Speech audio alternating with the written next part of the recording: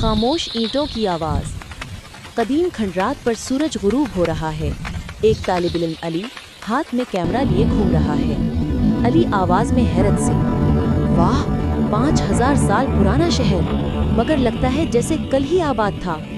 हल्की हवा चलती है, एक ईंट जमीन पर लुढ़क कर गिरती। अली चौंक कर, कौन है वहाँ? एक धुंधला सा साया नमूदार होता है, मोइनजोदड़ो का रूहानी रिहायशी। रूह, हम इल्म, सफाई और अमन के शहर के बासी थे, मगर इंसान ने वक्त को भुला दिया। अली नरमी से, हम सीखने आए हैं, आपका पैगाम जिंदा रखेंगे।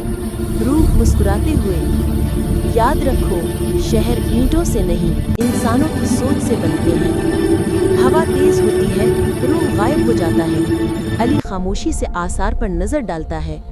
अली मध्यम आवाज में, शायद ये ईंटें अभी भी बोलती हैं, अगर हम सुनना चाहें।